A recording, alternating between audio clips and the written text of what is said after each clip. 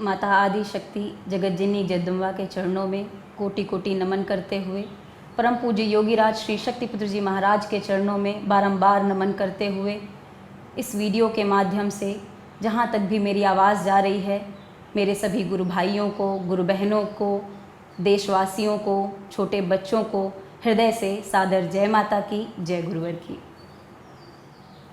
जैसा कि हम आप सभी को ज्ञात है कि पिछले 2.5 महीनों से हम एक ऐसे संघर्ष से जूझ रहे हैं जो पूरे विश्व में तबाही मचाता चला जा रहा है। एक कोरोना का ऐसा संकट हम देशवासियों पर भी पड़ा है, जिसका इस देश पर भी बहुत बुरा प्रभाव पड़ता जा रहा है। दिन प्रतिदिन यह बीमारी बढ़ती चली जा रही है, लोगों की अर्थव्यवस्था चरमराती चली जा रही है, घरों में लोगों के आय के साधन बंद हो चुके हैं और इस वजह से शारीरिक संघर्ष से ज़्यादा आम समाज, मध्यम वर्ग, गरीब वर्ग मानसिक संघर्ष ज़्यादा कर रहा है। वह तनाव में है कि परिवार का भरण पोषण कैसे किया जाए। आगे कोई आस नज़र नहीं आती, दूर दूर तक कुछ दिखाई नहीं देता कि कैसे हम इस संकट से पार जाएंगे, क्योंकि दिन प्रतिदिन यह और फैलता चला जा रहा है, बढ़ता चला जा रहा है। ऐसे में मैं अपने सभी भाइयों बहनों से यही कहना चाहूँगी कि जीवन में कैसी भी परिस्थिति आ जाए, विषम से विषम परिस्थितियाँ भी आ जाएं, अपने धैर्य का कभी त्याग ना करें। यही ज्ञान हमें परम पूज्य योगीराज श्री शक्तिपुत्र जी महाराज द्वारा भी दिया गया है कि धैर्य से हम सभी परिस्थितियों से बाहर निकल सकते हैं। आत्मचिंतन कीजिए, आत्ममंथन कीजिए कि इस समस्या का हमें सामना क्यों करना पड़ रहा है और हम इस समस्या का निदान कैसे प्राप्त कर सकते हैं। आज हर कोई इस संघर्ष में लगा है, इस प्रयास में लगा है कि कैसे हम इस बीमारी से बाहर निकल सके। आज हमारे साइंटिस्ट दिन प्रतिदिन, दिन रात लग करके इस बीमारी का इलाज ढूंढने का प्रयास कर रहे हैं। हमारे क्षेत्र के नेता हों, हमारी सरकार हो, वह प्रयास करने में लगी है अपने अपने स्तर से कि हम समाज को सुख सुविधाएं पहुंचा सकें, समाज तक उनके जीवन जीने के संसाधन पहुंचा सकें, मगर कहीं ना कहीं वह अपर्याप्त है। वह हर जन जन तक नहीं पहुंच पा रहा, वह गरीब वर्ग तक शायद नहीं पहुंच पा रहा है। और वही उसका कारण है कि आए दिन जब हम आज देखते हैं, अपने घरों के आसपास भी देखते हैं, तो कोई ना कोई ऐसा व्यक्ति हमें दिख ज़रूर जाता है जिसने शायद कभी सुबह का भोजन नहीं किया होगा, या हो सकता है उसे रात्रि में भोजन प्राप्त नहीं हुआ होगा। ऐसे संघर्ष से हम गुजर रहे हैं। मेरा आप सभी से अनुरोध है कि भयभीत ना हो, परेशान ना हो। इस भारतवर्ष ने बहुत से संघर्ष देखे हैं, हमने बहुत सी विपदाओं का सामना किया है, हमने गुलामी का काल भी जिया है, हमने संघर्ष भी झेले हैं, हमने अकाल भी झेले हैं, हमने महामारियां भी झेली हैं, मगर उसके बाद भी हम मजबूत होकर के आगे बढ़ते चले गए हैं, आगे खड़े होते चले गए हैं। और यही हमारी मजबूती है। हो सकता है हम धन से कमज़ोर हों, हो सकता है हम शारीरिक क्षमताएं हमारे पास ज़्यादा ना हो, सुख सुविधाएं ज़्यादा ना हो, संसाधन ज़्यादा ना हो, मगर भारतवर्ष का आत्मबल, हमारी आत्मशक्ति, हमारी एकजुटता, एक दूसरे का मदद करने का स्वभाव, हमारी एकता हमें एक सूत्र में पिरो करके रखती है, हमें एक सूत्र में जोड़ करके रखती है। और इन्हीं सभी माध्यमों से हम धीरे धीरे इस बीमारी से भी पार चले जाएंगे और हम एक मजबूत भारत बन करके खड़े होंगे। जो सपना हम देखते हैं भारत को विश्व गुरु बनाने का, भारत को ऊंचाइयों पर ले जाने का, वह सपना कभी अधूरा नहीं रह जाएगा, क्योंकि हम युवाओं का संकल्प है, हम देशवासियों का संकल्प है कि हम देश में परिवर्तन अवश्य लाएंगे और उसके लिए हम दिन रात प्रयास कर रहे हैं। हम सभी का सौभाग्य है कि परम पूज्य योगीराज श्री शक्तिपुत्र जी के महाराज के निर्देशन में इस संघर्ष काल में भी भगवती मानव कल्याण संगठन के कार्यकर्ता, भारतीय शक्ति चेतना पार्टी के कार्यकर्ता दिन रात मेहनत करके लगन के साथ लोगों की सेवा में अपना जीवन बिता रहे हैं, लोगों की सेवा के लिए तत्पर हैं, लोगों को भोजन उपलब्ध करा रहे हैं, लोगों को दवाइयाँ उपलब्ध करा रहे हैं।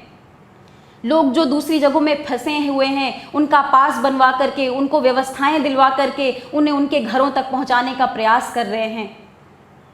हर कोई अपने अपने स्तर से प्रयास कर रहा है और गर्व है हमें यह कहते हुए कि हम भारतीय शक्ति चेतना पार्टी के सदस्य हैं। आज जैसा कि हम देख रहे हैं, आज़ादी के 70 सालों बाद भी, इतना संघर्ष करने के बाद भी आज परिस्थितियां क्या हैं। और मैं इसका दोष केवल एक जगह नहीं देना चाहती या किसी एक पार्टी विशेष को नहीं देना चाहती। मैं इसका दोष उन हर राजनेताओं को देना चाहती हूँ जिन्होंने आज तक भारत में आज़ादी के बाद से शासन किया, जिन्होंने राज किया, जिन्होंने कार्य तो किए, उससे नकारा नहीं जा सकता, मगर वह कार्य नहीं किए जो वह कर सकते थे। उन्होंने प्रयास किया मगर पूरी निष्ठा और लगन और ईमानदारी के साथ कार्य नहीं किया। अगर उन्होंने पूरी निष्ठा, लगन, ईमानदारी के साथ कार्य किया होता तो आप स्वयं सोचिए, कोरोना इतना बड़ा संकट नहीं है कि हम अपने देशवासियों की सेवा ना कर सकें, हम अपने देशवासियों को इससे बचा ना सकें, हमारे देशवासियों को, हमारे मजदूरों को दर दर भटकना पड़े, भोजन के लिए उन्हें भूखा रहना पड़े, पानी पीने की उनकी व्यवस्था ना हो सके, चिलचिलाती धूप में, गर्मी में, आंधी में, तूफान में छोटे छोटे बच्चों को लेकर के उन्हें हजारों हजारों किलोमीटर का सफर पैदल तय करना पड़े। फिर 70 सालों में आपने किया क्या? आज किसी भी क्षेत्र में उठा करके देख लीजिए, यह तो एक महामारी है जो आई और हो सकता है आने वाले समय में जल्द ही चली जाएगी, मगर वह आईना क्या आपने देखा जो इस महामारी ने उन राजनेताओं को दिखाया? क्या उनके चेहरे आपने देखे? क्या आपने इस बात का एहसास किया कि 70 सालों तक शासन करने के बाद भी आज हमारे पास अस्पतालों में व्यवस्थाएं नहीं हैं? सरकारी अस्पतालों में आज ही नहीं, आज से पहले भी जब आप कभी गए होंगे आपने देखा होगा कि क्या दुर्दशा होती है, मरीजों को इलाज नहीं मिल पाता, पैसों की कमी के कारण, व्यवस्थाओं की कमी के कारण, इलाज की कमी के कारण वहीं अस्पताल की चौखट में वह अपना दम तोड़ देते हैं। परिवारजन अपने बच्चों को अपनी आंखों के सामने मरते हुए देखते हैं। आए दिन हमारा किसान भाई आत्महत्या कर रहा है, क्यों कर रहा है? कोई इसके पीछे का कारण बताए। वह इसलिए कर रहा है क्योंकि वह सिर से लेकर पैर तक कर्ज में डूब चुका है। और कर्ज में डूबा क्यों? हमारी व्यवस्था के कारण, उस व्यवस्था के कारण जिन्हें राजनेताओं ने मजबूत करने के बारे में विचार नहीं किया, जिन्होंने निष्ठा, ईमानदारी के साथ कार्य नहीं किया, जिसको मौका मिला, जिसको भी समय मिला, भरपूर भ्रष्टाचार करके अपनी तिजोरियां भरते चले गए और देश की तिजोरी खाली करते चले गए। देश के लिए कार्य करने की उनकी ललक नहीं जागी। ईमानदारी के साथ वास्तव में अगर कार्य किया जाता तो आप स्वयं विचार कीजिए।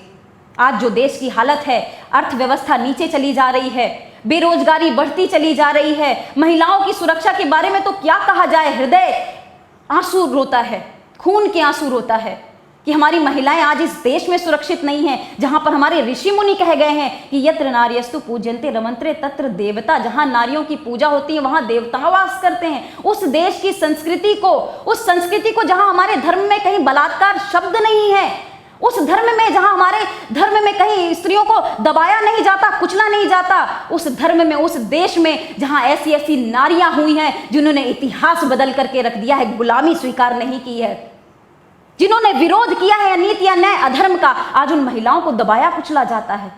आज छोटी छोटी बच्चियों के साथ गलत हो रहा है। इसका जिम्मेदार कौन है? न्याय व्यवस्था, जिसको कमजोर कर दिया गया, जिसे मजबूत बनाने का प्रयास नहीं किया गया। लोगों को न्याय नहीं मिल पाता, लोग भटकते रहते हैं, वर्षों तड़पते रहते हैं कि हमारी बेटी को इंसाफ मिल जाए, मगर उन्हें इंसाफ नहीं मिलता। और इंसाफ मिलता भी है तो तब तक इतनी देर हो चुकी होती है कि या तो वह इंसाफ देखने वाला ही चला जाता है और जिसे इंसाफ मिलता है या तो वह ही चला जाता है। महिलाओं की सुरक्षा के बारे में हो, शिक्षा की व्यवस्था के बारे में आप देख लीजिए, अस्पतालों की व्यवस्था के बारे में आप देख लीजिए। कुपोषण दिन प्रतिदिन बढ़ता चला जा रहा है। आंकड़ों में सब कुछ अच्छा हो रहा है, आंकड़ों में तो रोजगार भी बढ़ रहे हैं। फिर वो कौन है जो दर दर नौकरियां ढूंढने के लिए भटक रहे हैं? अगर हर किसी को रोजगार मिल रहा है तो वे कौन हैं जो अपनी डिग्री लिए हुए नौकरी की तलाश में घर से निकलते हैं, अपने प्रदेश को छोड़ करके दूसरे प्रदेशों में जाना पड़ता है? अगर वास्तव में आपने अपने देश में भुखमरी पर कब्जा पा लिया है, अगर आप अपने भुखमरी से ऊपर निकाल चुके हैं देश को, तो फिर वह बच्चे कौन है जो भात भात करते करते इस देश में मर जाते हैं? आखिर वे बच्चे कौन हैं जो अस्पताल में कुपोषण के कारण अपना दम तोड़ देते हैं? आखिर वे बच्चे कौन हैं जो कुपोषण के ऐसे शिकार हो चुके हैं कि बिस्तर से उठ करके अपने पैरों में खड़े भी नहीं हो सकते? ये हमारे देश का भविष्य है। इनके जीवन के साथ इस तरह से कैसे खिलवाड़ किया जा सकता है? हमारे किसान भाई जो हमारे देश के अन्नदाता हैं, जो हमें भोजन कराते हैं, अगर किसान भाई कार्य करना छोड़ दे तो वास्तव में हमारी थाली में रोटी ना आए, हम भूखे रह जाएं। मगर वह अन्नदाता आज परेशान है, संपन्न नहीं हो पा रहा। कृषि संपन्न देश में आज किसान को आत्महत्या करनी पड़ रही है। आप कारण सोचिए, इसका कारण क्या है? छोटे छोटे युवा भटकते चले जा रहे हैं, नशे की ओर बढ़ते चले जा रहे हैं, अपना जीवन बर्बाद करते चले जा रहे हैं, दिशा भ्रमित होते चले जा रहे हैं। जिन्हें देश की भक्ति के लिए गौरव बताया जाता है, हमारे पूर्व ऐसे युवा, हमारे देश स्वतंत्रता संग्राम के सेनानी, 15-15 वर्ष के, 16-16 वर्ष के युवा, 20-20 वर्ष के युवा, जिन्होंने हंसते हंसते अपनी जान दे दी इस देश के लिए, उनका उदाहरण हम आज देश को देते तो, मगर हमारा देश कहां जा रहा है? हमारे देश का युवा कहां जा रहा है? अश्लीलता की ओर भागता चला जा रहा है, आलस्य की ओर भागता चला जा रहा है, अकर्मण्य होता चला जा रहा है। अपने देश से कोई उसे लेना देना नहीं रह गया। आखिर कौन जागृत करेगा? इसका जिम्मेदार कौन है? इसके जिम्मेदार केवल व्यवस्था है, और व्यवस्था की जिम्मेदारी, इसका दोष केवल उन्हें ही जाता है जो व्यवस्था संभालने वाले हैं, जो देश को चलाने वाले हैं। आज हम आप सभी को जागना होगा, अपने देश के लिए एकजुट होकर के खड़ा होना पड़ेगा। लोग हमसे कहते हैं कि इतनी सारी पार्टियां हैं, आप उन सभी पार्टियों में किसी का समर्थन क्यों नहीं कर देते? आपको अलग से भारतीय शक्ति चेतना पार्टी का निर्माण करने की क्या आवश्यकता पड़ी? आवश्यकता पड़ी है मित्रों, आवश्यकता पड़ी है। जब हम देख रहे हैं कि हमारे देश में भ्रष्टाचार चरम सीमा पर बढ़ता जा रहा है, आज छोटे से छोटा कार्य कराने के लिए भी बिना पैसे दिए कार्य नहीं होते। आप किसी भी व्यवस्था में चले जाइए, बात किसी से छुपी हुई नहीं है। मुझे किसी का नाम लेने की या व्यक्तिगत किसी के ऊपर टिप्पणी करने की आवश्यकता ही नहीं है। भ्रष्टाचार चरम सीमा पर बढ़ता चला जा रहा है, बेरोजगारी बढ़ती चली जा रही है, किसान हमारे आत्महत्या करते चले जा रहे हैं, मजदूर बेचारे काम के लिए तरस रहे हैं, भोजन के लिए तरस रहे हैं, व्यवस्थाएं सब ठप होती चली जा रही हैं, कागजी कार्य होते चले जा रहे हैं, महिलाओं की सुरक्षा सब बिगड़ती चली जा रही है। आज हमारे देश में महिलाएं सुरक्षित नहीं हैं, बच्चे सुरक्षित नहीं हैं, हमारे देश का भविष्य बिगड़ता चला जा रहा है। इसीलिए आवश्यकता पड़ी कि आज हम भारतीय शक्ति चेतना पार्टी के साथ जुड़ करके भारतीय शक्ति चेतना पार्टी की विचारधारा को आगे बढ़ाने का प्रयास कर रहे हैं। हमें गर्व है कि भारतीय शक्ति चेतना पार्टी, जिसकी स्थापना परम पूज्य योगी राज श्री शक्तिपुत्र जी महाराज के द्वारा की गई 7 जून 2013 में, 2 दिन बाद जिसके 7 साल भी पूरे होने वाले हैं, और इन 7 सालों में भारतीय शक्ति चेतना पार्टी ने एक विचारधारा को लेकर के कार्य किया है, एक संकल्प के साथ क्या कार्य किया है, ईमानदारी के साथ कार्य किया है, निष्ठा और विश्वास के साथ कार्य किया है, जन जन तक अपनी विचारधारा पहुंचाने का कार्य किया है, जन जन को सही दिशा देने का कार्य किया है, लोगों की दिल से सेवा की है, ईमानदारी से सेवा की है, लोगों तक मदद पहुंचाई है, और बिना किसी स्वार्थ के। पार्टी का गठन करते वक्त हमने यह नहीं सोचा कि हमारे पास बहुत बड़ा धन अंबार नहीं, हम कैसे अन्यायियों और धर्मियों का सामना करेंगे। पार्टी की स्थापना करते वक्त हमने यह नहीं सोचा कि हमारे साथ तो लाखों लोग नहीं हैं, हम कैसे इन लोगों के, ऐसे बड़े बड़े लोगों का सामना कर पाएंगे। पार्टी की स्थापना करते वक्त हमने यह विचार नहीं किया कि राजनीति के इस खेल में, राजनीति के इस युद्ध में बड़े बड़े घाघ बैठे हुए हैं, बड़े बड़े लोग बैठे हुए हैं, जिन्होंने अपनी जड़ें ऐसी जमा ली हैं, भ्रष्टाचार की जड़ें ऐसी जमा ली हैं कि जिनका विरोध करते करते हो सकता है हमारा सर्वस्व नष्ट हो जाए, मगर हमने इसकी परवाह नहीं की। हमने परवाह की है तो केवल अपने देश की, हमने परिवार की है, परवाह की है तो केवल अपने भाइयों और बहनों की, अपने युवाओं की, अपनी महिलाओं की, अपने देश के बच्चों की। और हमें गर्व है यह कहते हुए कि आज भारतीय शक्ति चेतना पार्टी के साथ जुड़ा हुआ एक एक कार्यकर्ता पूरी तरह से ईमानदार है, निष्ठावान है, विश्वास पात्र है, और दिन प्रतिदिन जन जन की सेवा के लिए कार्य कर रहा है।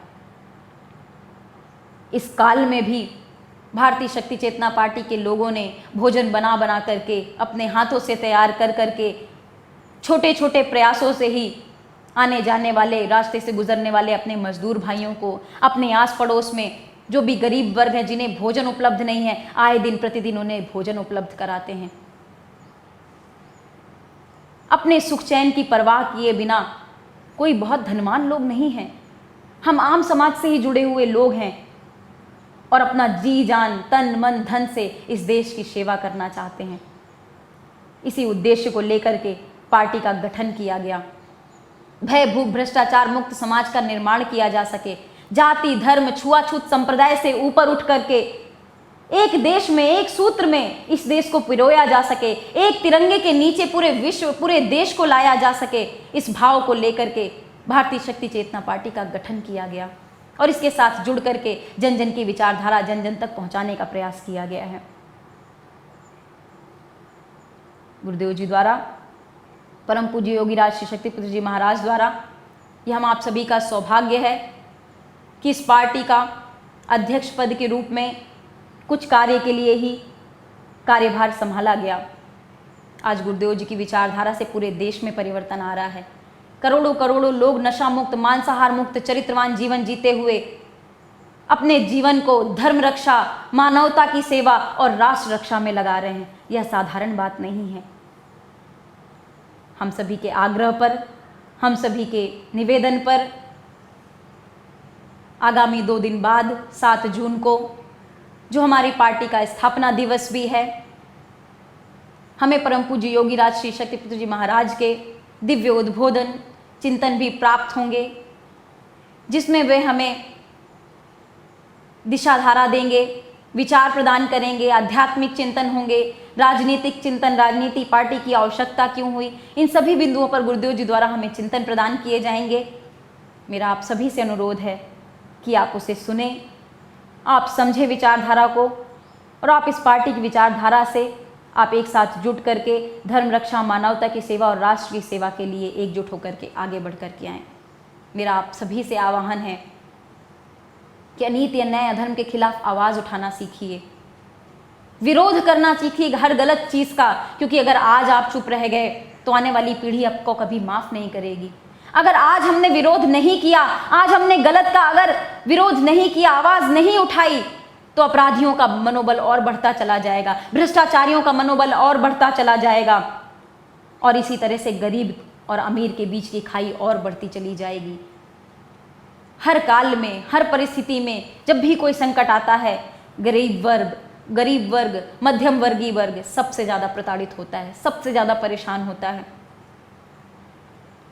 हम आप सभी को एकजुट होकर के गलत के खिलाफ बोलना सीखना होगा, गलत के खिलाफ आवाज़ उठानी सीखनी होगी, तभी हम उस भारत का निर्माण कर पाएंगे जिस भारत के बारे में हमारे पूर्वजों ने सपना देखा था, हमारे स्वतंत्रता संग्राम सेनानियों ने सपना देखा था। मरते मरते केवल एक ही बात कह करके गए थे कि हम तो चले अब तुम्हारे हवाले वतन साथियों। ये वतन वो हमारे हवाले करके गए हैं। हमारा कर्तव्य है कि हम इस वतन की रक्षा कर सकें, इस देश को भ्रष्टाचार मुक्त कर सकें, अपराध मुक्त कर सकें, नशा मुक्त कर सकें, चरित्रवान समाज का निर्माण कर सकें, लोगों को न्याय दिला सकें। इसके लिए हम आप सभी को आगे बढ़ कर के आना होगा। आप सभी से अनुरोध है, हमारी विचारधारा के साथ जुड़ें और इस संकट से पार जाने के लिए हर संभव एक दूसरे की मदद करें, सहायता करें, धैर्य रखें, संतुलन रखें, परिवार के बीच में आपसी प्रेम भाव बना करके रखें, एकजुटता बना करके रखें और सरकार के हर अच्छे निर्णय में, जो भी देश हित में निर्णय हो, उसका आंकलन करके सरकार का साथ देने का प्रयास करें। हमें विरोध किसी से नहीं है, विरोध हमारा गलत से है, विरोध हमारा उन नीतियों से है जो देश को गलत दिशा की ओर लेकर के जाने का प्रयास कर रही हैं। हम आप सभी को इस संघर्ष के समय में एकजुट होकर के आगे निकलने का प्रयास करना है। आशा करती हूँ कि आप सभी का जीवन मंगलमय हो। प्रार्थना करती हूँ माता आदि शक्ति जगत जननी जगदम्बा के चरणों में, परम पूज्य योगीराज श्री शक्तिपुत्र जी महाराज के चरणों में कि हमारे भाइयों बहनों को आशीर्वाद दें, संघर्ष करने की ताकत दें, शक्ति दें, उनका मनोबल मजबूत करें, उन्हें भक्ति ज्ञान आत्मशक्ति प्रदान करें। आप सभी का जीवन मंगलमय हो, आप सभी सदैव आगे बढ़ते चले जाएं, मुस्कुराते रहें, प्रसन्नचित्त रहें। इन्हीं सभी शुभकामनाओं के साथ सादर जय माता की, जय गुरुवर की, जय हिंद, जय भारत।